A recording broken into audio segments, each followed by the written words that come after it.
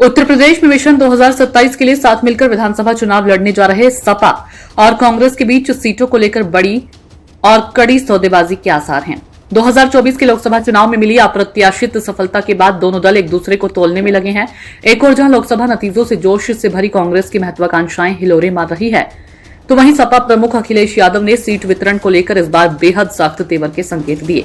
सपा इस बार कांग्रेस को 2017 के विधानसभा चुनाव के मुकाबले कम से कम 25 सीटें कम देगी।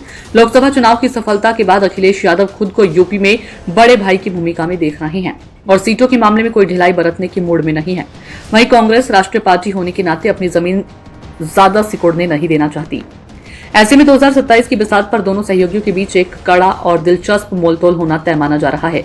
हालांकि गठबंधन के भविष्य को लेकर अखिलेश ने साफ कर दिया कि बात सीटों की संख्या की नहीं बल्कि जीत की है। वह स्पष्ट कर चुके हैं कि सपा की नजर भाजपा को हराने वाले जिताऊ समीकरणों पर है।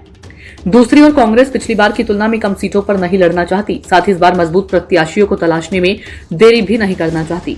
यही वजह है कि पार्टी आलाकमान ने स्थानीय संगठन को 100 से 125 सीटों पर कद्दावर चेहरों की सूची तैयार करने को कहा। दबाव की रणनीति के तहत कांग्रेस प्लान बी पर भी काम कर रही है। इसी तहत सभी 403 सीटों पर संगठन मुस्तैद रहने के निर्देश दिए गए।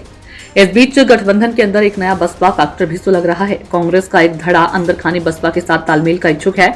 हाल ही में कांग्रेस के दो बड़े भाई नेताओं की बसपा प्रमुख मायावती से मिलने की कोशिशों ने सपा को खासा नाराज कर दिया। कांग्रेस ने जल्द ही इस चूक को भांपते हुए नुकसान की भरपाई करने की कोशिश की और साफ किया कि उनका गठबंधन केवल सपा के साथ ही रहेगा। दिलचस्प बात तो यह है कि इतनी कोशिशों के बावजूद बसपा प्रमुख मायावती ने कांग्रेस के प्रति कोई नरम रुख नहीं दिखाया और वह लगातार सपा कांग्रेस दोनों को अपनाने निशाने पर देख रही है।